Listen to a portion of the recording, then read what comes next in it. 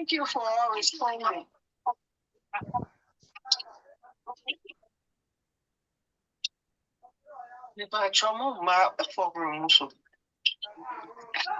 Yeah, what is going on?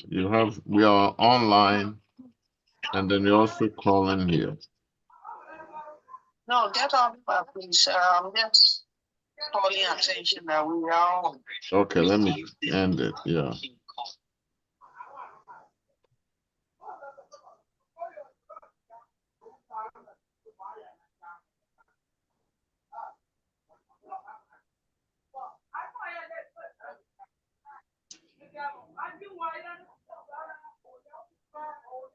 There's no audio, Catherine. There's no audio, so you can end it.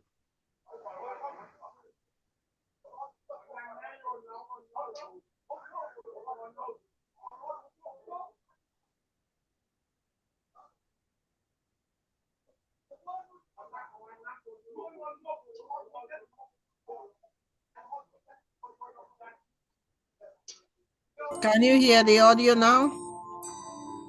Yeah, now I think yes. Yeah. Okay. Emma. Okay. Yeah. Now. From all walks of life that really thinks about Ghana and how Ghana will move. It's okay? I think it's okay. Well, my side, I can hear it a little bit. When I heard about Progressive Alliance Movement, I said, this is the time that all Ghanaians, organizations, social clubs, and so on and so forth, should come under one umbrella to have one voice, not only in Ghana, but in the United States as well. Because if we are not united here, we are not going to go anywhere.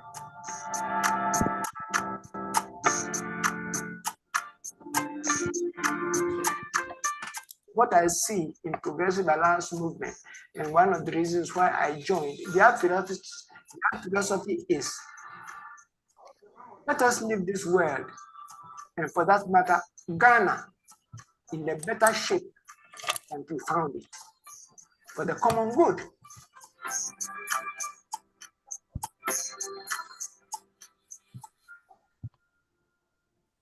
I actually got attracted because this have no money involved.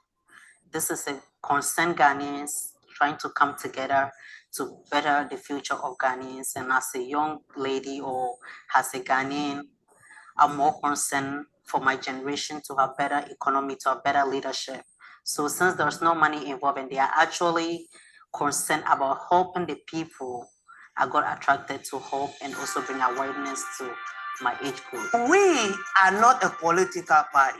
This is a movement, Progressive Alliance Movement. You see, our aims and objective is that our leaders will have to change their way. Make sure we have to change our focus and become a political party because what we want to.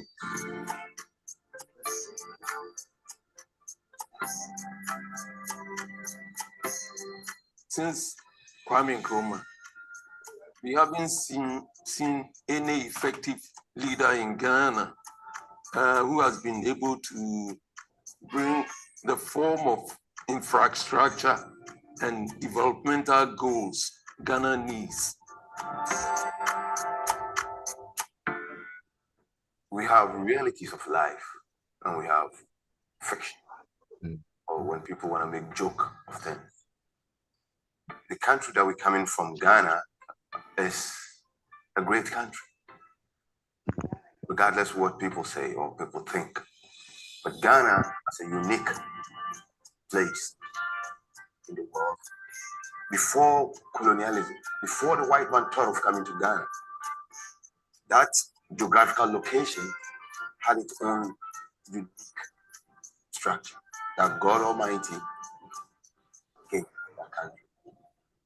But people agreed.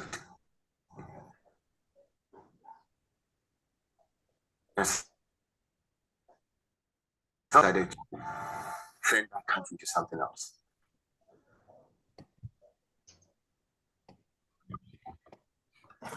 And there's a saying in my land.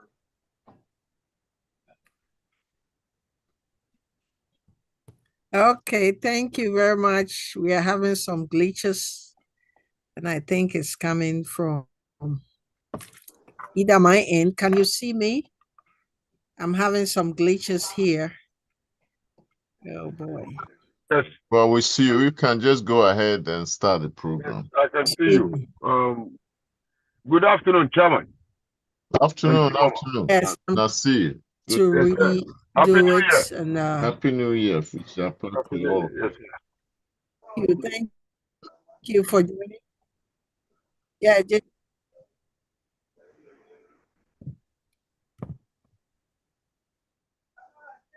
give me 1 second.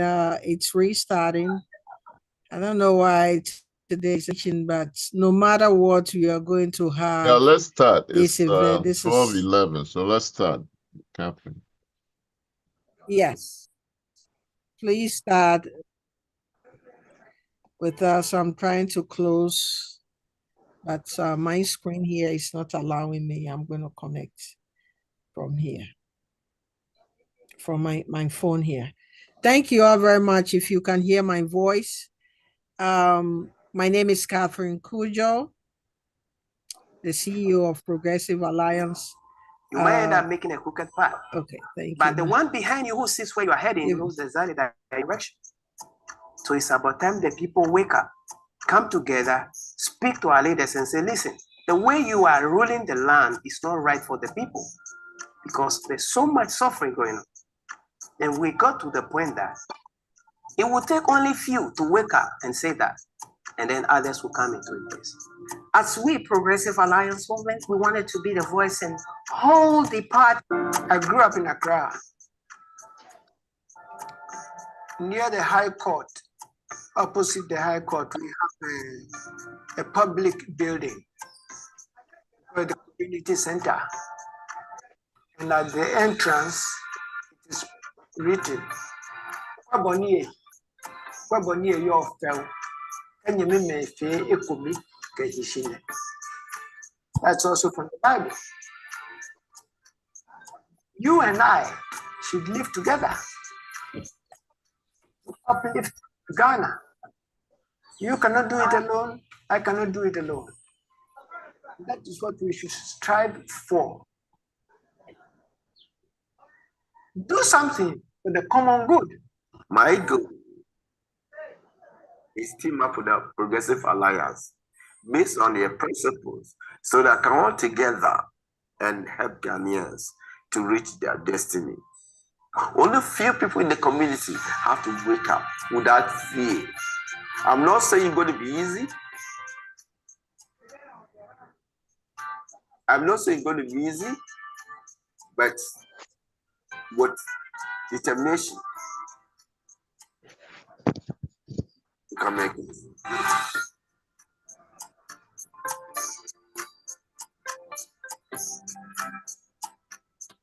If you are listening for the first time, I would like to let you know that people have brainwashed themselves to the extent that Africa can never change. You always try to tell them the positive thing and they say, oh, that's Africa. No.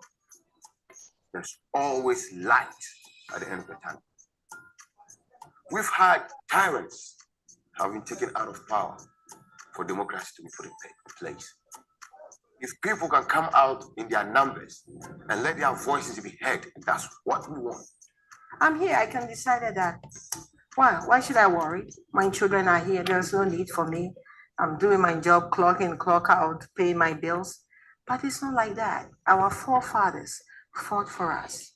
We have to also leave a legacy. That's why we say Progressive Alliance. Thank you very much. As you see the short video I shared with you, they are the board members of the Progressive Alliance Movement. We have our chairman, Kofi Boateng, here. Progressive Alliance Movement is a non-political organization. We are not affiliated to any party.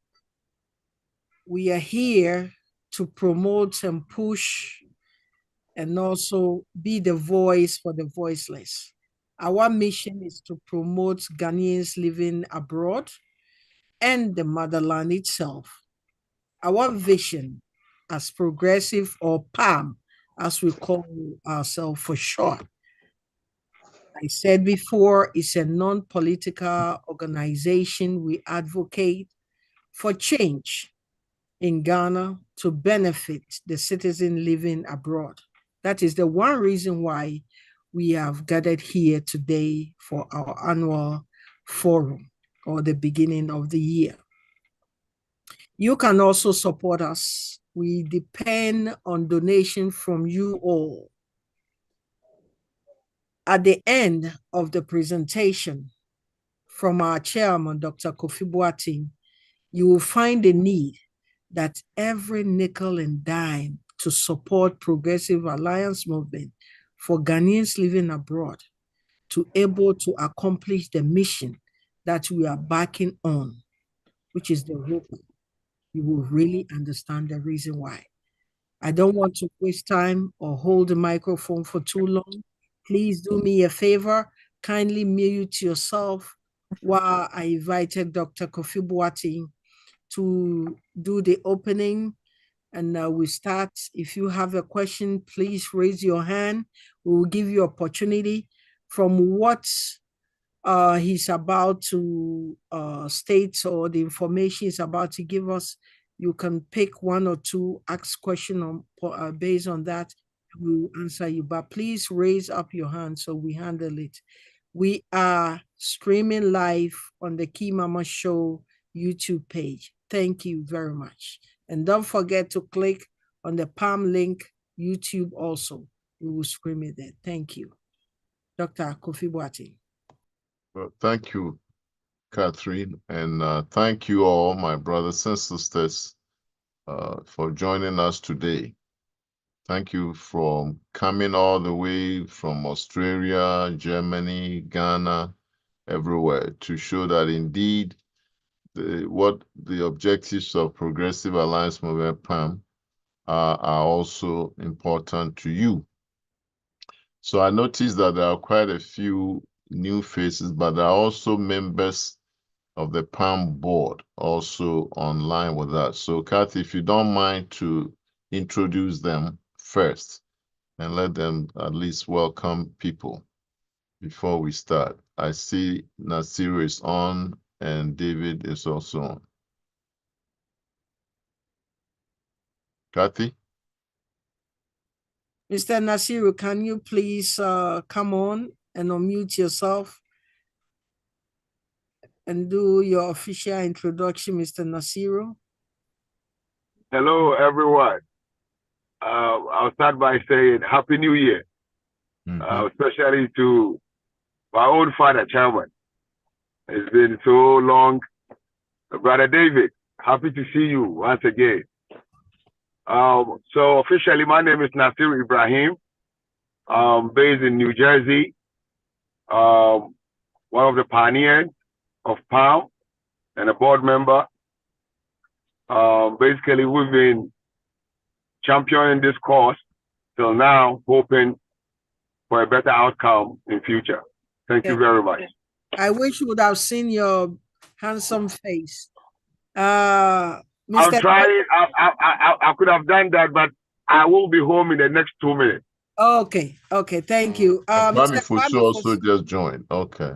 Please, can you unmute yourself and introduce yourself? He's one of the pillars. Mr. Kwame Fusu, can you please unmute yourself? Thank you. Thank you. Introduce yourself to all of us. I'm Kwame Fusu, a member of PAM, and I'm glad you are all there. Thank you for coming. He's one of the founders. Thank you. Please mute yourself. Anybody else here that I haven't mentioned? David Amano is here. Mr. David, are you there? No. Mr. David Amano is not here yet. Doctor, please take over. Okay. So again, thank you all. Let us set some issues of clarification on the table. First of all, when Catherine was talking, you heard her say Ghanaians living abroad, Ghanaians living abroad. You never heard her say diaspora. Why is that? It's very, very important that we make that distinction. Ghana government likes to use the word diaspora to lump all of us meaning Ghanaians, and also our brothers and sisters of historical connections to Africa, i.e. African Americans, African Caribbeans, all of us into diaspora. But it is not true, because when you call us diaspora, it allows the government to make us faceless and not identified, and make them think that we don't have any special needs that need to be attended to. And for that reason, I personally coined the expression Ghanaians living abroad to make us distinguished and distinctive from diaspora and stand out, just so that people, Ghanaians living in Ghana, will know that we are all one. Whether you live in Ghana or you live abroad, if you can trace your heritage to Ghana, we are all one. And so that is very important. We never use diaspora on this platform. So that is that. Now, the other thing that we need to establish is that Progressive Alliance Movement, PAM, as Catherine was saying, is a non-profit organization with a sole purpose for advocating for Ghanaians living abroad's interests. Okay, one of which is now ROPAA, and we are going to talk about that today. And it is non-political, meaning that PAM does not support any one political party as an entity. It doesn't mean that all of you, including myself, don't have political affiliations and sympathies on our own personal basis. So when we come together, we are non-political. Of course, individually, we are all politically conscious and responsible. And so that is the meaning that we have to also establish here. So that brings me now to why ROPAA. For those of you just joining us, you know ROPAA stands for Representation of the People's Amendment Act. And what is that? This is a law that was passed in February 2006 when President Kufuor was president, to allow us, Ghanaians living abroad. Now, here is where you begin to see why it's important to stress, not diaspora, but Ghanaians living abroad, to vote in Ghana's elections. And we'll come back to this important distinctions. That was 2006 when this law was passed, right? So nearly what? We are now 2024 when this law was passed. And we've had elections 2008, right after the law was passed.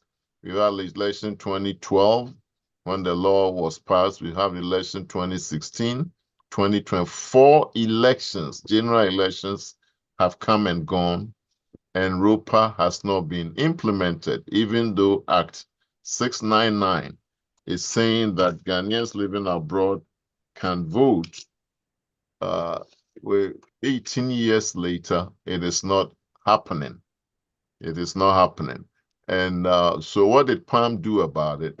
Well, back in 2017, PAM took the government represented by the Electoral Commission and the Attorney General to court to compel the EC to implement ROPAA beginning 2020. We won the case. The High Court judge found that the Electoral Commission specifically had been deliberate, and we'll come back to the word deliberate, in denying us our franchise. And that is very, very significant, Because we estimate that there are at least 3 million Ghanaians living outside Ghana. If we were a constituency, would be larger than any other region except perhaps for Greater Accra and Ashanti. And for the government to ignore this large constituency is something very, very serious. And on top of that, you've all heard that Ghanaians living abroad remit more than 5 billion US dollars to Ghana each year. And I say more than because by the government's own admission and their statistics, they record something like 4.5 billion. And we know that what they record is what goes through official channels, Western Union, money remittance companies, banks, and so on. All the monies that go through airplanes, Fakomami, take this to my this, that are not even included. And the United Nations estimates that for every dollar of remittance that can be traced through the formal channels, you should add at least 2.5 to 3 times. So that means that we are remitting at least 10 billion US dollars to Ghana each year, and we are ignored. Recently, on January 12th, I wrote an article that was published in a few places, Amandla being one of them, and Modern Ghana is another. And where I was saying that the government is playing a game of ignore. They are simply ignoring us. They're ignoring us, and I'll show you something. The invitation that you got said 2 things.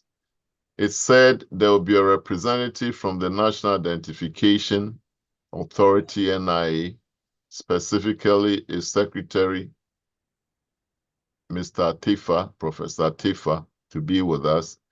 Professor Atifa, are you on? Is anybody from NIA on? Anybody? Silence. And then there was also supposed to be a representative from the Electoral Commission. Is anybody here from the representing Ghana's Electoral Commission? Anybody? Silence. So the silence that we just recorded is showing you that officially the Ghana government, represented by its Electoral Commission and the National Institute Identification Authority, have chosen to ignore us, ignore 3 million Ghanaians living abroad, remitting $10 billion a year.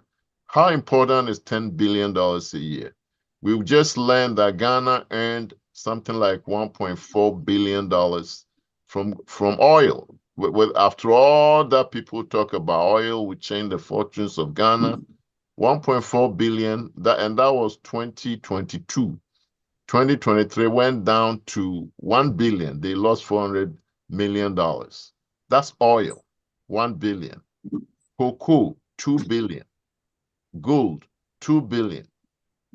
So you have, even when you add cocoa, gold, and oil, it is equal to 5 billion, nowhere near the amount of money that we sent. The government recently borrowed $3 billion, as you've all read, from the IMF. And if the government was engaged with us, Ghanaians living abroad could come up with this money easily without the country overloading itself with debt. So our government is not being strategic and frankly not being smart in engaging us. And why do they ignore? I'm cutting right to the chase, okay? In your questions, you can ask me about history and so on. We can answer that. But today, we are very, very serious because we cannot invite representatives of EC, write an official letter to Jean Mensah, the EC chair, and also a letter to her deputy, Dr. Bosman Sari, and be ignored. The same way, not even a response from the EC chairman, Jean Mensah, not the courtesy of a response. We cannot write to Professor Kenneth Atifa, talk to them. I was in Ghana, talk to them, and also be ignored, not even the decency of saying we can or cannot come. Folks, there's only one interpretation. They do not have any intention of implementing ROPAA, at least not for 2024. That is why they are not here. We have to, this is now a call to arms. We have to take it up ourselves and we have to fight. We have to fight. It is a very, very serious situation where a government, a whole government, through its entities, can ignore 3 million of its people who send them more money than they get from gold, cocoa, and oil. So I'm going to pause here and let you all chime in, make your contributions, ask questions, and we'll continue like that. And also have Kathy. Kathy was with me when we went to visit Dr. Bossman, the EC deputy chair, and started to tell him about this forum that we were planning to have. So she is my witness. So Catherine, back to you. Thank you all very much.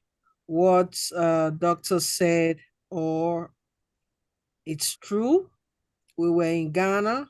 We sat with the deputy bossman Asari, and I asked him twice. I said, "Are you sure that you will join the forum?" He said, "No problem." So myself, I'm very disappointed. And like doctor said, this time, I think we'll be going back to court again. And we are counting on you. Please, I'll allow you this moment, if you have any question, to ask doctor or myself and see how best we can answer you. This forum is for us. Now we know that they don't care about Ghanaians living abroad to vote, but they will rather come to us and solicit money from us. The ball is in your court. What's your question? Please Hi, raise your hand so you can be Raise your recognized. hand, please. Unfortunately, I'm driving and you guys cannot see me. And if maybe it's okay for me to ask my question. Go ahead, David. Go ahead. First of all, First of introduce all, yourself as a member of the yeah, board. David Amano here, please. It's been a while, my brothers and sisters. Thank you all for your hard work. Dr. Kofi Boateng, Sister Catherine, and all the others. I'm here in Orlando, Florida, a Ghanaian, and as we all know. It's been a while now. I think we should all know that by now, from day one, we should know that the government of Ghana, either it being NDC or NPP, is just playing games with us. We are the citizens of Ghana, and what seems to not go our way, every way we can force our way to have our right, we have to, because this is not like we are trying to do something illegal. This is 100%. A Ghanaian living abroad must have a right to vote because our government supervises elections abroad and they make sure that other countries or their citizens living out in another country are able to vote. And if our government knows very well that this is the right thing to do, and over 4 elections and they are still not doing it, we should know by now that they are just simply not interested in doing that, either in NDC or NPP. So we have to force our way. We have the tools here. We live in the United States of America. If we take our case to the US government or whoever is in charge of international affairs of elections, I don't know who should do this, but if we said we'll find it, let us not waste our time anymore waiting for these folks to come to us. They will never, ever do it, as you can all see. Thank you. Thank you. Anybody else, please, if you can raise your hand if you have a question.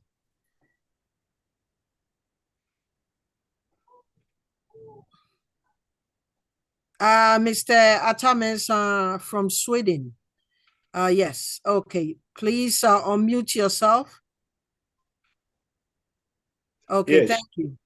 Yeah, thank you, Madam Catherine and Dr. Kofi Boateng or something. Yeah. Well, it's interesting, and I've been listening to you and listening to him as well. I have very simple question for ourselves, those of us who live in abroad. Yes, Dr. Kofi Boateng has made a very nice presentation how much we contribute into the economy of Ghana. Yes, we contribute so much than what he said. Those who take care of cousins, nephews, and nieces and other things.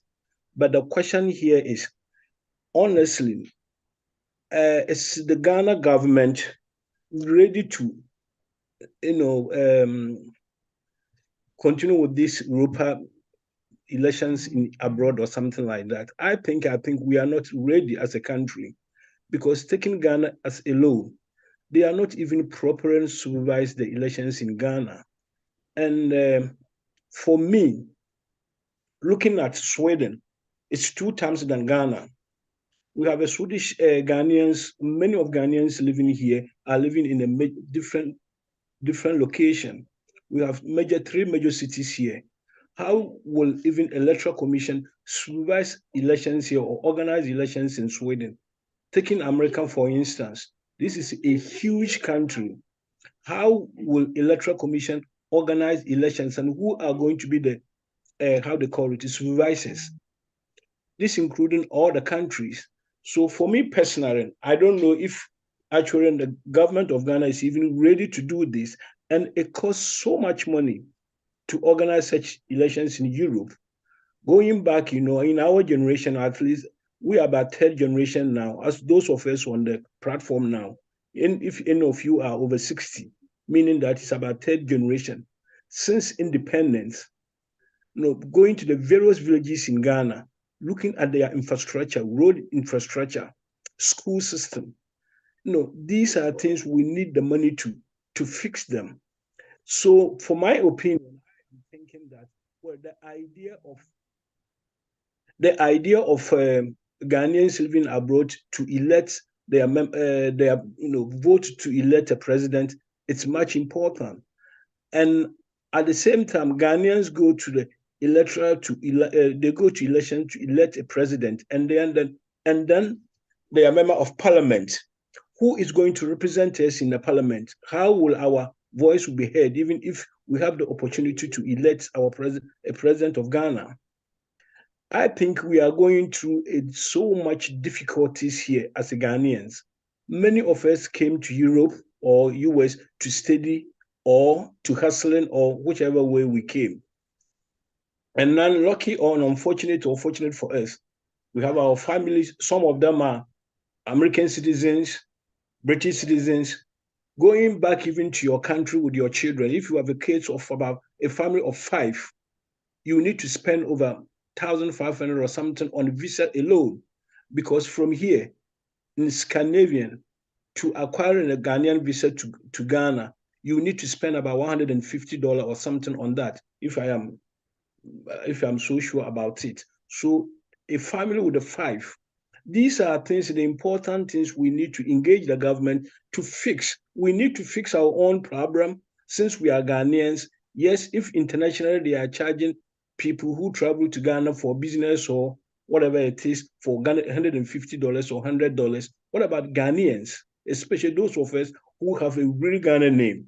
Is it any assumption that you come home? Because when you go home with 5,000, it's another capital for Ghana. So come home with about a visa cost of about $20 or something. These are things we need to prepare ourselves and see how could our voice heard. 3 million people, as he said, it's a huge constituency. And we are only interested to elect a president, but we are not talking about our MPs. So I think we need to. If you pause, I think you've made. We will answer all your questions, but I want to give a chance to others also. David has his hands up, then we'll put them all together. Thank you, sir. Mr. Ankara. Mr. David Ankara, mute yourself. Yeah, you are muted. Okay. Good evening, all. Doctor and Madam Catherine.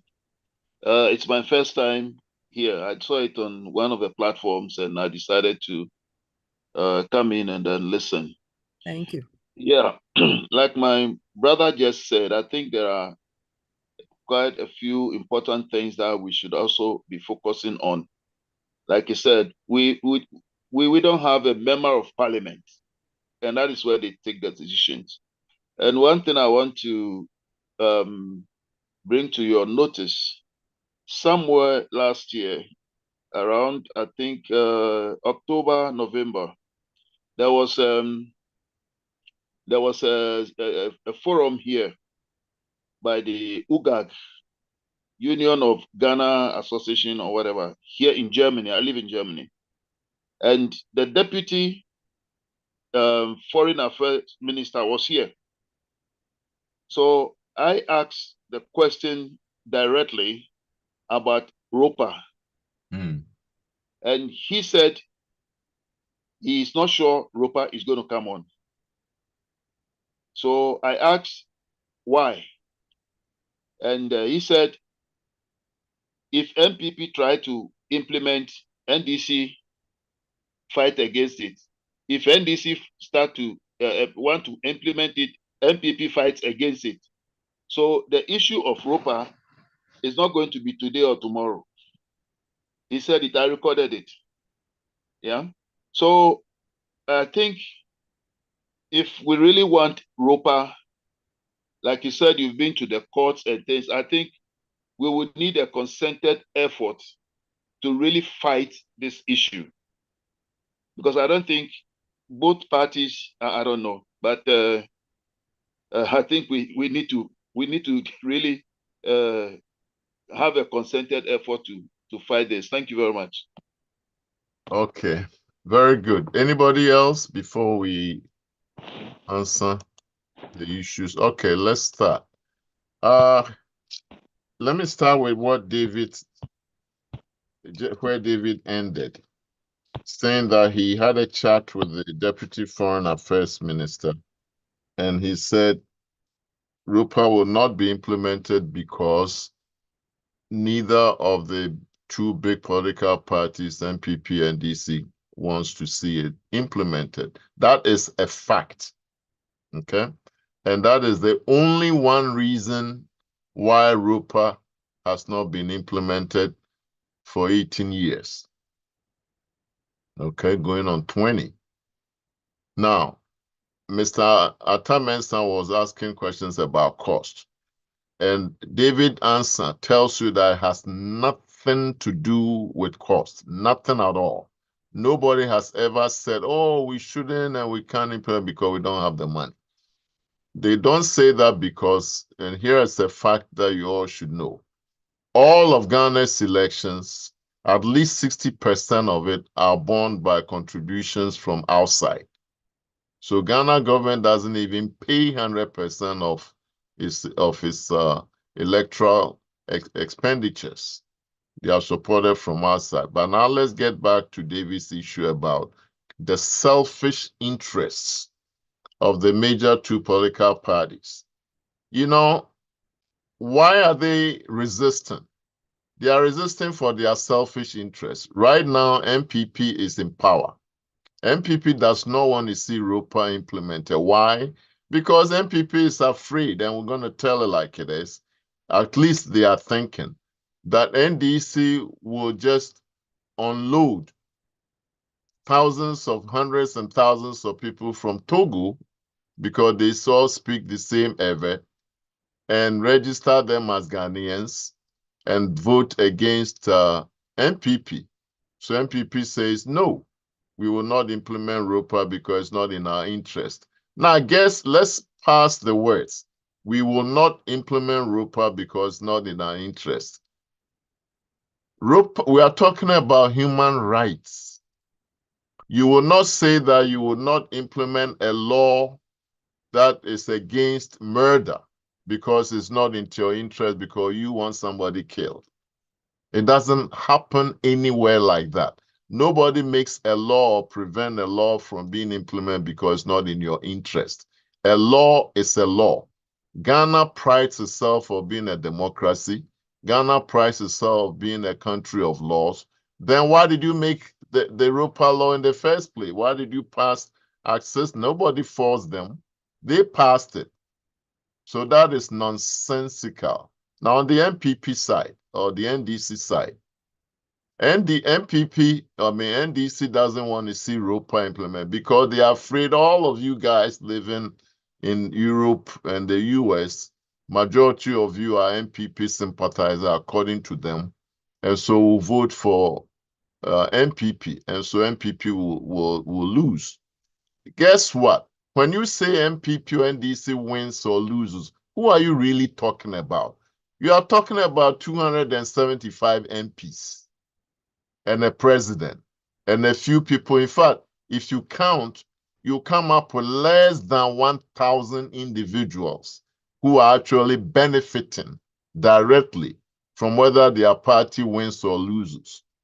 So we are willing to allow the interests of 1,000 people to override the human rights of 3 million, and we accept it as, oh, we also agree that it cannot be done and it's not going to be done because it will be a problem. No. Let us expose them. This is what I mean by for their selfish. On the other hand, if you implement ROPAA, guess what? I think Atta was referring to generations. It wouldn't be only those of us first generation Ghanaians on this platform voting. We will be telling our children about, because our children are also Ghanaians. They also have the right to vote. It extends to them. And they will also vote. And they will tell their children, and it continues. The same way that in the United States, every American outside the US votes.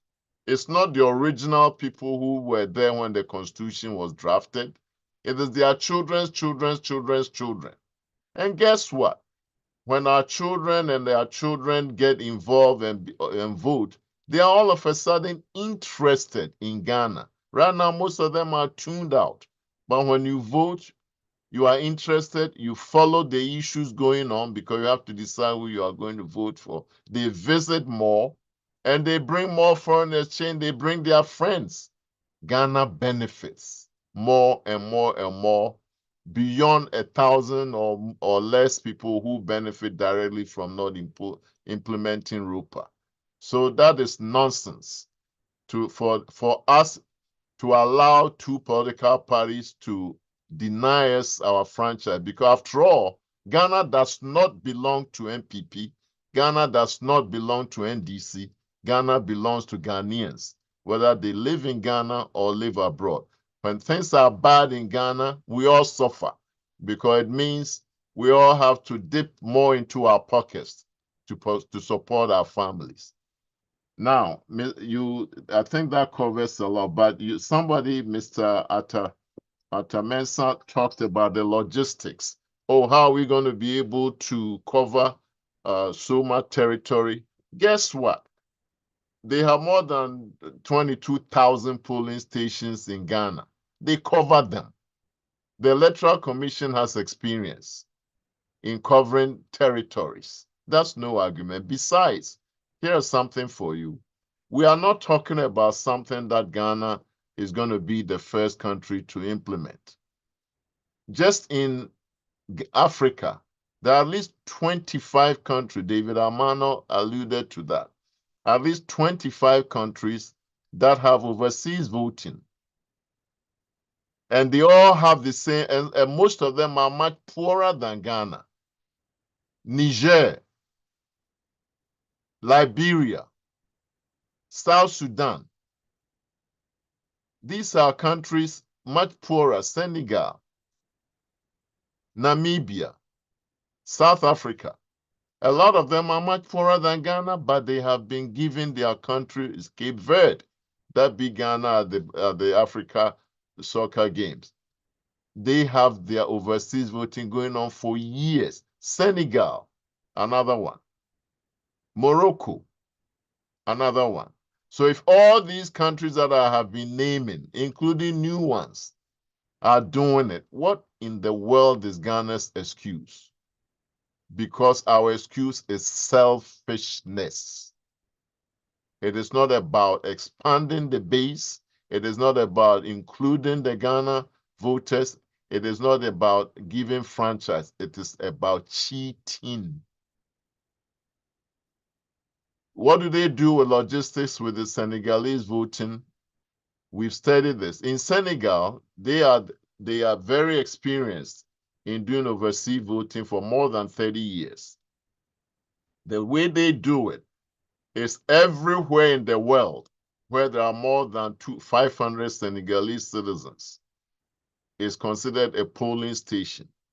And the Senegalese citizens themselves, it doesn't cost the government much, elect their own returning officers, observers, because every party has people everywhere. We know that. All of you on this platform, those of you who are MPP, you know yourself. Those of you who are NDC, you know yourself. Those of you who are Franto even, you know yourselves. CPP, you know yourselves. So when there is an election, it is easy to have every party bring its own representative to observe.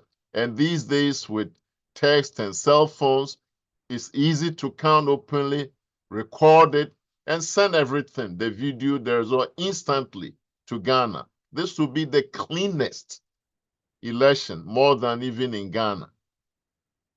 In a matter of hours, we will know what the overseas votes are. They can even let us vote before the Ghana one. Just like they let the army going on whatever expeditions do. So if Senegal has a platform for doing it for all over the world, why can't Ghana? And then another excuse that they give is this, that, well, what if we implement ROPAA and then say NPP has won, and then the overseas votes are counted and it changes it to make it NDC win? So what? We are all Ghanaians. And I asked them, so what if you count the elections and NDC has won, and then you count Ashanti region and it turns it to MPP? Do you say, no, we are going to vote all over again? You accept that. So what is different? And frankly, in Cape Verde, about 10 years ago, the exact same thing happened. They voted and domestically one candidate won. Then they counted Cape Verdeans living abroad votes and they flipped to the other candidate. And they accepted it. No problem. Cape Verde is a country that per capita remains the highest to their country, and they appreciate that more than satisfying one or two people. And Ghana has to get there. Dr. JB Na from Germany. Hey, Doc, before we ask Doctor to come on, also Mr. Atamenson stated that, oh, what about if all this is done? How can our voice heard at Parliament? Let's answer that. Yes, Okay. Let's answer that. Okay, so number one, we are voting in the presidential to start. I'm not saying that will be forever, because the presidential, the whole country, and including all of Ghana, are considered one constituency. There are no 275 constituencies. So we are voting that, and we've accepted that at least for the first time, we'll do only the presidential. Okay, so the president will be accountable to us and will be accountable to the president. But going forward, again, I use Senegal as an example.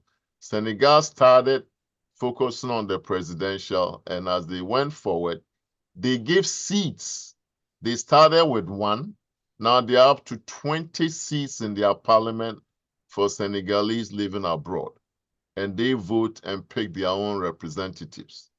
So it is an evolutionary process, but you have to start. Ghana, we give so many excuses why we don't even want to start. When Ghana's Electoral Commission, as David Amano said, supervises elections abroad for Niger, Chad, Burkina Faso, in Ghana, Namibia, South Africa, they don't bring people. Ghana's Electoral Commission supervises those elections, for them. Thank you. Thank you. Mr. Na, kindly unmute yourself. Yeah, thank you very much for having me. Good evening to everybody. I must say that I want to say I saw this flyer on other platforms and I decided to join into to see what is being discussed, and particularly on the topic that was the catchy part, which is about getting your Ghana card and voting in 2024 from abroad, issues and then updates. And I've been listening to submissions by the CEO, Key Mama, and my senior, Dr. Boateng, and other speakers. I do agree to most of the things, but I have some 3 issues. But the question I want to ask, which I would like you to, especially the conveners of this meeting, is that do you think it's feasible that Ghana will be able to, in a way, bring in the issue of ROPAA in this upcoming 2024 general elections? I'm asking that because let me link it to what Mr. Manson said, because we should not lose sight of the fact that there are serious bottlenecks with respect to our electoral system in Ghana. And I have done my PhD in ethnoecology in terms of local knowledge. And at times you have to look at context-specific issues, because as Dr. Boateng said, countries, especially in even mature democracies, have been able to do this for a very long time. And our neighbors or our brothers, sister countries in Africa have been able to do it. But I think that we should bring our understanding to Ghana, because I feel that the Electoral Commission, which is supposed to be the referee, is a very critical element to look at. If you look at the political parties, as Dr. Boateng said, there is this clear mistrust. The NDC does not trust the NPP when they are in power, and the NPP does not trust the NDC when they are in power. So as it is now, I feel that we should not lose sight of the bottlenecks. And as a result of that, we have to be very practical. If we say that they must listen to us, is it really feasible? That is the question I have. And I must thank those of you who have the convenience of this platform, because I'm staying in Germany, and those of us who are there, I counted about 17 of us, but now others have joined. And I think that the number that Doug gave, is true. We are over, even over 3 million Ghanaians who are living here. So I think that is key. And my main question is the feasibility of what we are asking for. Okay, let's get right to feasibility. Yes, well, first of all, remember that this law was passed in 2006. Okay, so whatever it takes to do it, Electoral Commission has had plenty of time to start with a pilot, perfect it, and improve it, just like everybody did. Okay, so we should not, in any context, make excuses for them. We've passed that. We've passed excuses. If we were talking in 2008, then we could make this argument that, feasibility experience, so maybe we should start small and grow it. We've passed that. Because if you refuse to do something when you've been given the chance, and the years pass and pass and pass and pass, you cannot yourself raise the question of, oh, Your Honor, I need more time. More time to do what? You have had 18 years. And when we went to court in 2017, the judge asked that question. He said, you have had more 13 years. And what do you need more time for? To do what? Okay, so that question is out. Okay, today we are telling like it is. Now, you raise the question of of whether Ghana is different from everybody. Ethno, you mentioned your PhD is in ethno-economics, and we should listen to our own content. Guess what? In 2020, the Electoral Commission, this is before COVID, the Electoral Commission itself formed a ROPAA implementation committee in its own environment. And that committee that was headed by Bosman Asare, Dr. Bosman Asare, went around Ghana. Some of you may remember. They went around Ghana to elicit the input of Ghanaians in Ghana. Talk about ethnoeconomics. They elicited the input of Ghanaians in Ghana, whether Ghana was right for implementing ROPAA. And the answer, the overwhelming answer they got was yes. Yes, yes, yes, yes, because ROPAA benefits us. Our people give us money, they support us, so extend the voting right to them. And after they got that overwhelming yes in Ghana, then they came to the US and PAM hosted them. I have Key Mama, David, Kwame Fusu, David Amano here, Nasil, they are all witnesses. We all work together to host them in the US.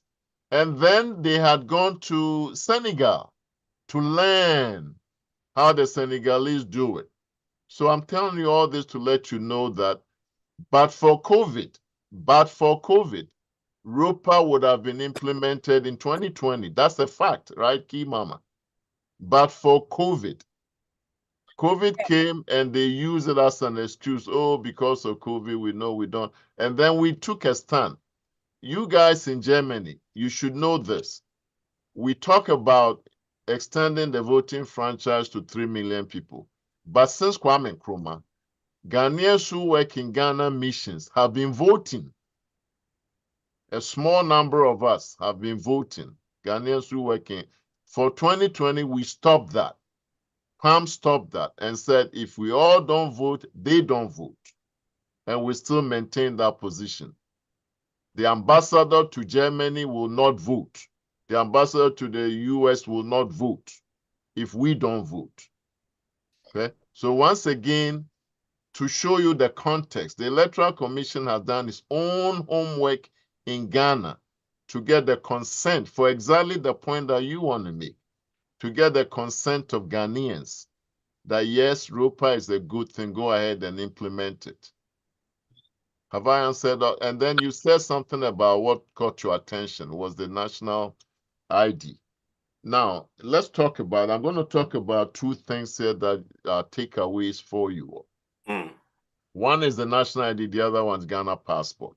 Because Mr. Mensah, Atta Mensah was talking about the cost of getting visas for his 26 children when he takes, and grandchildren when he takes them all to Ghana.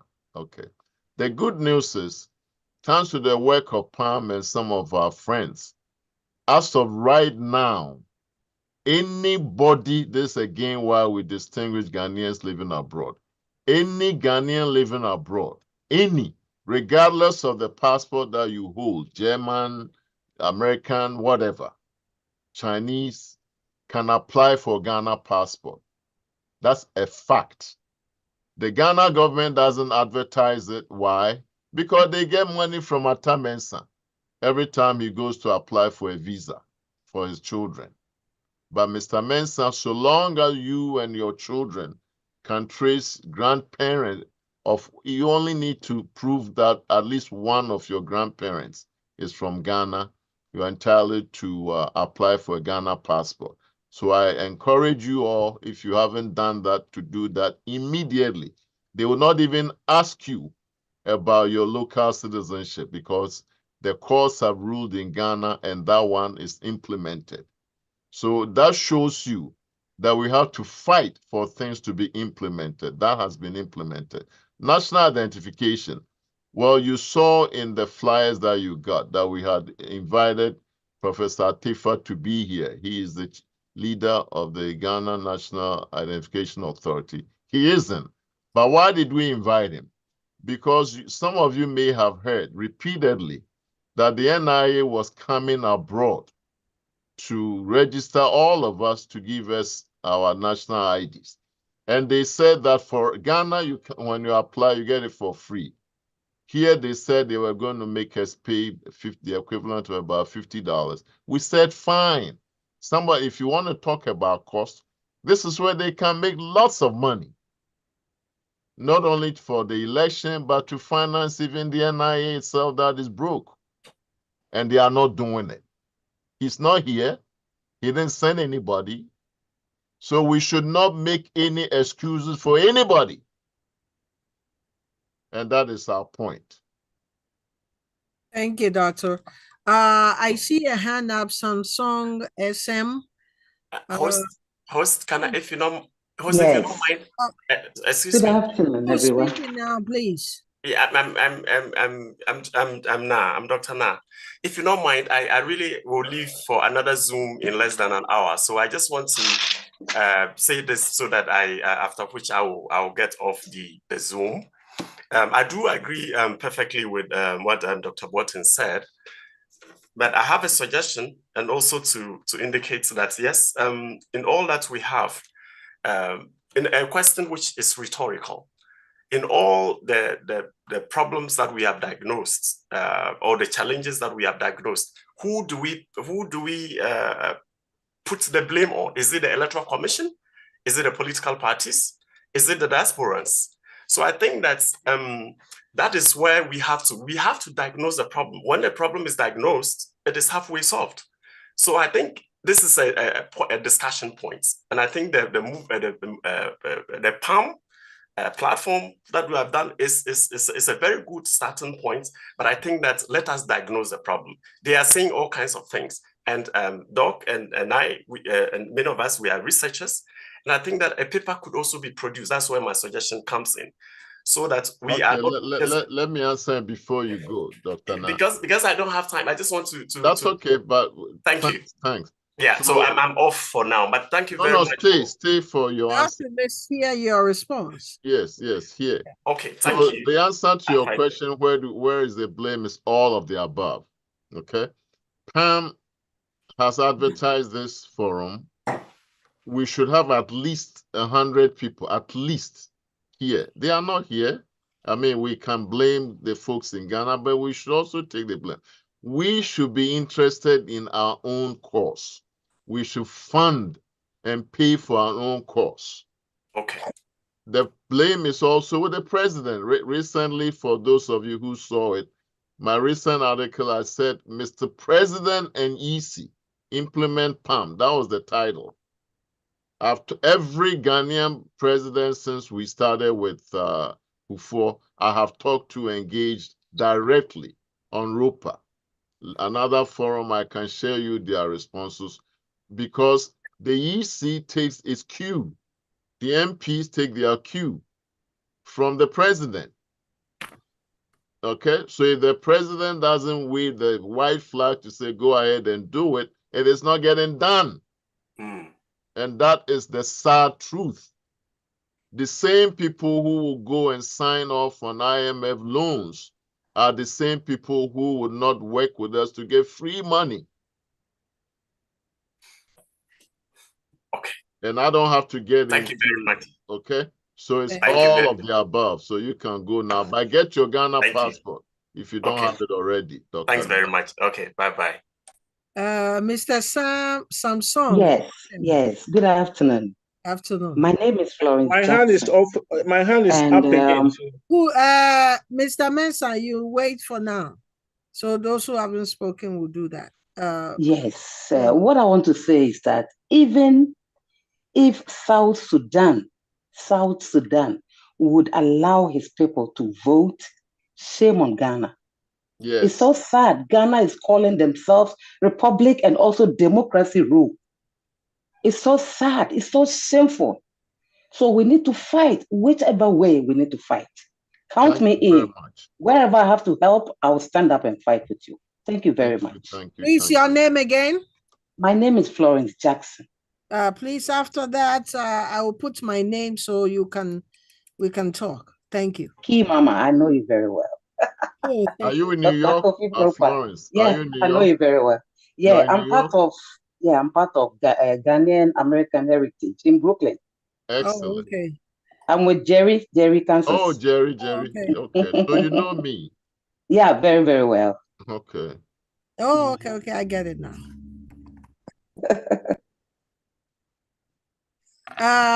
Nasiru, please let your voice be heard. Okay, hello everyone. Kiwama. Yes. Okay, thank you for picking me up. Now, Doctor, I've been waiting patiently to kind of ask this question about. So, as usual, I feel like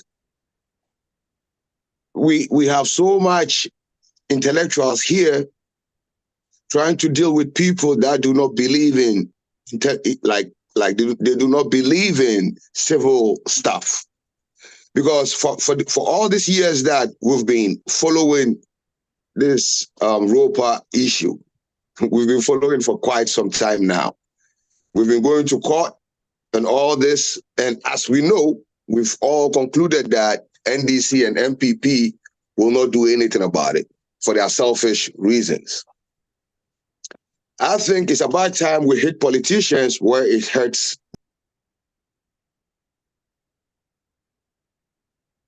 Unmute yourself. Okay. Go ahead. This same NDC and MPPs will come to America, they will go to Europe, everywhere to make money for their campaigns. And they have donors among us, maybe that contribute to the various political parties. If there's a way, we so-called Ghanaians abroad can find a way to hit them where it hurts. All politicians' money is their lifeline. If we can hit them where it hurts, or at least get a guarantee from some of these presidential aspirants to guarantee that in their term they're going to make it work. If not, we should hold them liable for something. If not, I think, yes, the court will side with us because it's our constitutional right. The court will definitely side with us. But if the government in power and the EC refuse to implement it, I don't think it's about time we make our words become action. Because we witness the politics they're doing in Ghana. They're not playing this intellectual politics like having civil conversations like we have in here. It's crazy out there. Okay. So it's about time. Yeah, I got you. Actually, I have personally started to do that. I've started to get all the current aspirants to commit to implementing ROPAA, and I was pleased with one of them, I wouldn't name, who in their last presentation on TV said that his government is going to include all Ghanaians, including those living abroad. And so we're working on, but I'll take what you said one step even further. Remember what I said, that about 60% of Ghana's election costs are borne by donations from outside. That's where we should, and Pam, we've talked about this, but now we are going to do it. Yeah. That's where we are going to get them. We are going to go research and find precisely which agencies, and we are going to write letters to them. I wrote articles. Look, I'll tell you how bad things are. Recently, I told you just January 12th, I wrote a beautiful article. Not because I wrote it, I'm saying it's beautiful, but people who read it said it's great. Ghana Web did not publish it because Ghana Web is now owned by one of the big names in MPP. They did not publish my article.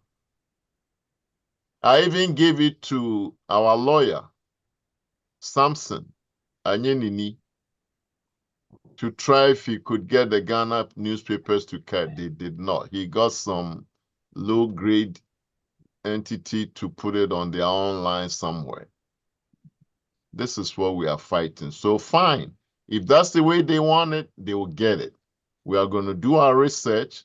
We are going to expose Ghana that despite what Nasi was referred, I think that our sister said Ghana goes about boasting as the poster child of democracy. We are going to expose them that it's a sham. And so they should discontinue funding Ghana. And then we'll see. Okay. Thank you. Ajekwe Ajay, did I pronounce your name right? Kindly unmute yourself. Let's try to make it short. We are going to leave in the next 45 minutes. Okay. Okay. Yeah, my name is Ajekwe Ajay. I'm from Italy. I just want to make, I'm on transit, and so there could be some noise in the background. I'm at the train station. I just want to make a contribution. Regarding a point that has been raised by one of the comrades over here about the logistics with the elections. I just want to draw attention, the committee attention that I have been contacted by the Senegalese because hopefully they will be renew their election this year. I mean this month, and I've been called upon to become an observer. And basically, over here in Italy, they have an arrangement with the municipal system, the electoral, the Italy municipality, whereby they're going to use the electoral structures of the municipal, such as their police stations, voting booths, and also where necessary, the police station, they have to designate one of the municipality that they want. A number of, let's say, around 500 Senegalese can constitute a polling area. And if possible, and they want a police surveillance to ensure that there is stability, they will make it available to them. And even if necessary, and they may need their assistance also for the transmission, they will guide them. So I've been contacted by the parliamentarian of the Senegal parliamentarian of the Northern Italy, who has been my friend. And he invited me that they are going to, extend their invitation to me as an observer. So just like it has been said, the Senegal model, and like Doc has said, Dr. Watching has said, and Mamali Kimama, we are not the first country that we are going to introduce this thing. So there are best practices around. Therefore, this is only my contribution. And if I happen to be there, I will take some shot and photograph and even video to put it on the ROPAA platform where I'm also a member over there. Thank you very much. Thank you. Ajekwe, please do. And Catherine, get all his contact information. Very. My number is on the 929 number. You can also WhatsApp me. Yeah, please do, Ajekwe. Stay in touch. We need that solid evidence. And you have validated everything that we have said and have been saying. Everything. Look at that. Ajekwe is a Ghanaian. He's not even Senegalese.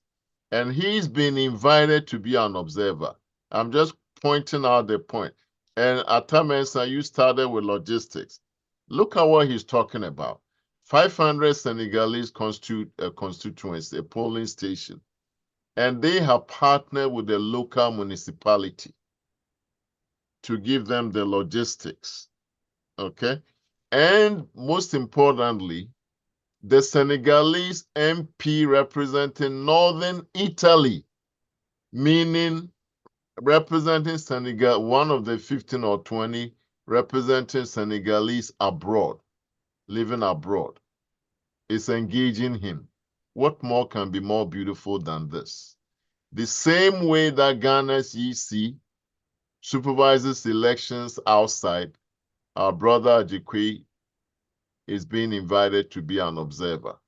Please, since it's only this month, take pictures, talk to people, documents that you get, send them to Key Mama so we can use with our own arguments with everybody. Thank you very, very much. That is Mr. Gilbert, please unmute yourself and tell us your location. Mr. Gilbert. Abasimi. Yes, Gilbert Abasimi. Thank you. Yes. Well, I wanted to contribute something, a little addition to my comrade, my friend Ajekwe, who has just spoken. Are you also in Italy, Gilbert? Please unmute yourself. Contribution is. Are you also in Italy, Gilbert? Yes, of course. I'm in Italy. Sorry, okay. I didn't say. Yeah. Sometimes when we are talking about the ROPAA, they come out. They come out to raise.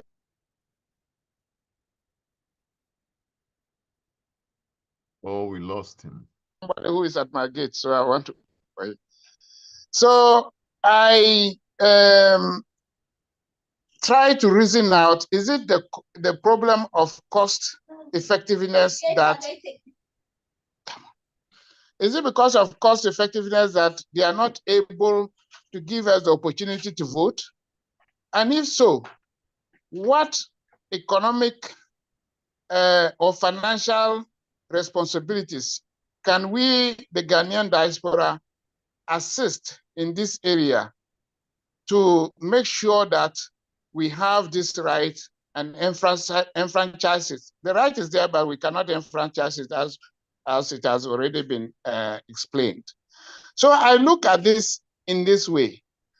Can we have a sort of quota of contribution geared towards fastly implementing this exercise? Because yes, sea highs have come. Yes, it has been explained. Some of the political parties are bouncing it because they think of there may be an advantage or one or the other. Sometimes they just try to wash it off by saying that no, we are not contributing to the taxes to Ghana, therefore we don't have right. But that one, I think, and it's time for me to leave. I will just take this opportunity to thank you very much for addressing the participants. And if I had an opportunity, maybe I would have said something else. But I think we have more time. If I can just leave my contact, and then if anything, please I can do. Please do, Mr. Mensah. Yeah. Please. Kakra. Yeah. Kakra jama and why that's and Timaminja Mamuna, yeah, the understand was holding a completely different from US and Italy and all that. So, but I believe one day we will call ourselves, we have a country. We will. Yeah. Don't worry. Yeah. Thank you very much for that's it. Okay. Yeah. Thank you all. Anybody else? No, so Gilbert didn't finish. Oh, okay, Mr. Yes. So if we want to show something concrete as a form of help to either the Electoral Commission or the Ghana government per se, in terms of financial and economic contribution towards getting the elections, we can try to create, if not possible by law, a sort of tax or contribution. We can make it a voluntary contribution. Then we see where we get to, so that it can elevate this issue of costs involved in implementing the law.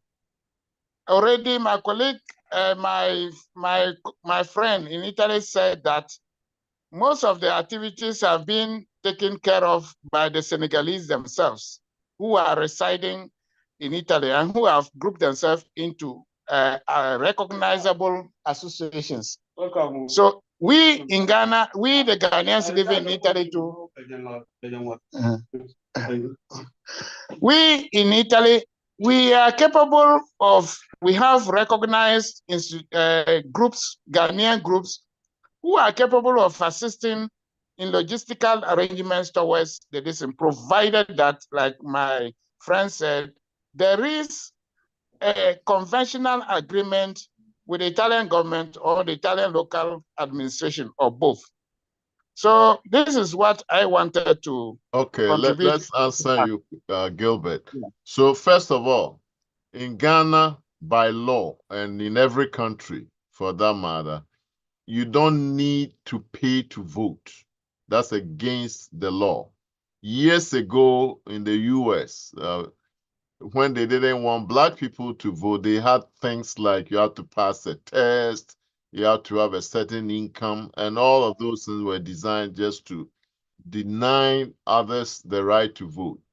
And over time, they saw through all that, and country just abolished that. In Ghana, nobody has to pay a penny to vote. It's a right, and that's the same thing here.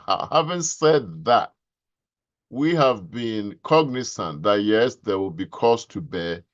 And so through the national ID system, it's a mechanism for Ghana to raise some money. They have said they will charge us $50. We said fine. Even $100, people will pay. But they are not doing it. Even when you offer to pay, they still don't do it. There's nobody here from the National ID Authority where we have agreed, yes, just come, give us the cash, we'll pay. Ghana is Ghana, whether we pay it through NIA or whatever, the money goes to Ghana. And even that they are not doing. So clearly, cost is not even the issue.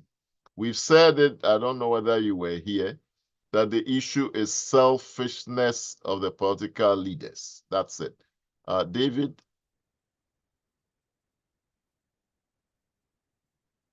Good. Thank you very much again for the second chance to speak. As we are all here, my brothers and sisters, we all know what is at stake right now. Do Ghanaians living abroad really want to vote in elections in Ghana? We all know that is 100% yes. We all know that our politicians do not want us to vote. So we have all the tools in our hand on the international level to freeze them from from having elections in Ghana. You see, the cat and mouse game has been going on for years. They know that we are not able to do anything. But right now, if we do something to freeze them from having elections in Ghana, then they will take us serious. With that, we have to stop this talking and having meetings back and forth. David, thank you very, very much. I want to add to what David just said. Earlier on, we talked about hitting them where it counts by getting to the donor countries. What David just said speaks to another very important tool that is available to us. We can and should file an injunction on the 2024 elections.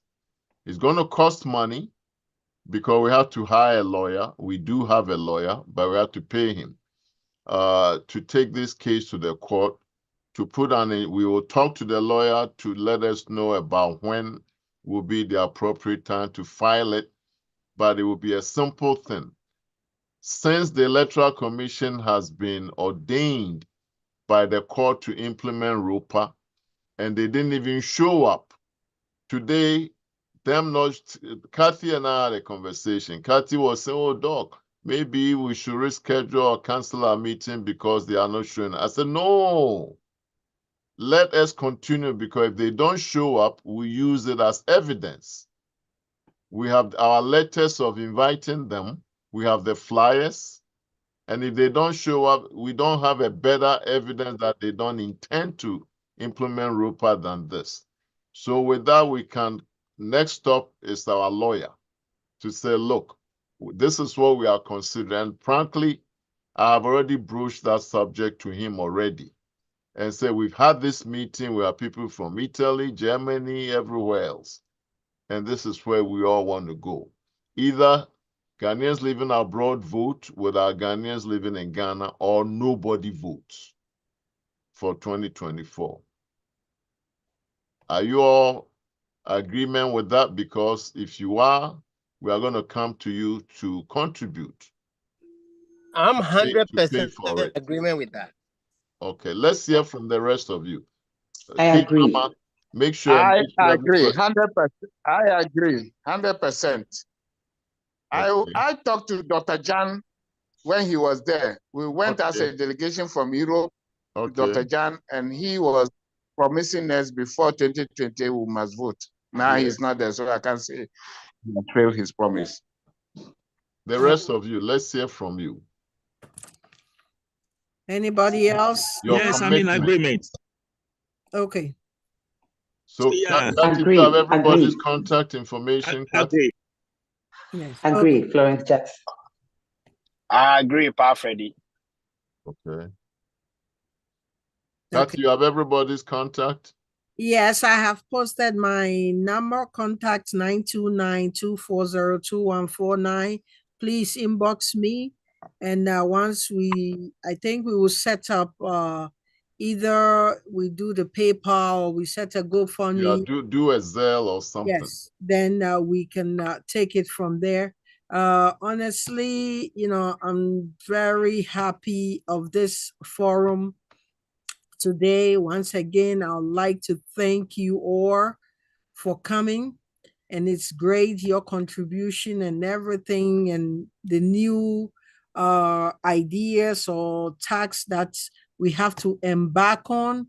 It's all well noted by the board, and we will take it into consideration. One thing that I'll also like to encourage everybody that's attended this forum, please, when you get a flyer, kindly share. Kindly just click and share. Also, visit our YouTube page and subscribe. Our website also, when you are searching, just do the HTTPS and do the www.palmfire.org. I have put the link. Click and also register, because the more we register, the easy that we can disseminate the information. Very, very easy. Thank you once again. From my point of view, the EC, like you all said, I agree with you. They are just joking with us. We met with the deputy. We met with the Ghana card. Professor Atefua promised they're going to show up. They have no respect for us. Also, if we all agree, viewers, watchers, and listeners, I don't think they should come to the diaspora to solicit from us for you to give them your hard-earned money, but they refuse to hear our voice. We have to do something. And I think once again, we have to hit them where it hurts hard. Thank you once again. And Kathy, before you go, I'm going back to Ghana 21st, but we have to find time to shoot a video together, a short video that will go on the social media and go viral, where we will summarize what happened today, let the world know that the EC and NIA didn't show up. We don't have to spend. Very important. It's very, very important. To let the world know that they don't respect us. They continue to play this ignore game. Their excuses are selfish to benefit their political masters. And we are coming after the 2024 Ghana elections. If we don't, nobody votes. Okay, so Kathy, we'll make time and I'll come by or whatever, and we'll shoot that video and send it out. Thank you. Thank you we'll all do it very in much. English, in Chi and Ga. Yes. Thank you.